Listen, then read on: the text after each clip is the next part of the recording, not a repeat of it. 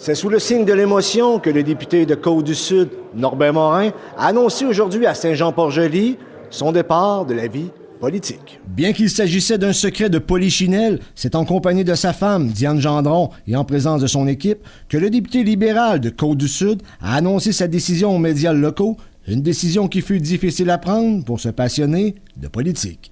En effet, âgé de 73 ans bientôt, Norbert Morin terminerait un autre mandat s'il était réélu, à 77 ans, qui, selon lui, n'était malheureusement pas envisageable. Je pense que si ça avait été des mandats d'1 an, 2 ans, je serais là.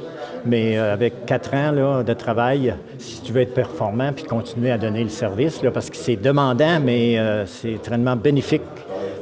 Rendre service aux gens, c'est valorisant. Là. Norbert Morin a tout de même le sentiment du devoir accompli, puisque depuis sa première élection en 2003, le gouvernement du Québec a investi quelques centaines de millions dans Montmagny, l'Îlet et le Kamouraska, et ce grâce à son travail, ce qui le rend très fier. Palais de justice à Montmagny, ça c'est très bien. L'hôpital, j'en parle pas parce que c'est vraiment quelque chose, mais le palais de justice, puis le terrain multifonctionnel. Comme je vous ai dit, à ma défaite 2007, là, je l'ai eu, mais ça, c'est grâce à qu'est-ce que vous voulez, c'est l'entre-gens qu'on a, la collégialité qu'on a ensemble. La satisfaction du travail accompli, c'est juste ça. Là. Et c'est tellement valorisant. Je suis venu en politique simplement pour ça.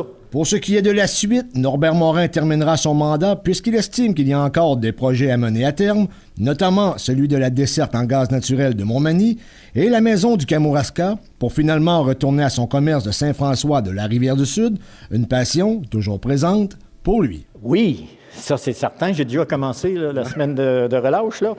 Il y a des bouchers qui étaient en vacances, donc j'ai travaillé une couple de jours là, pour me refaire la main. Là.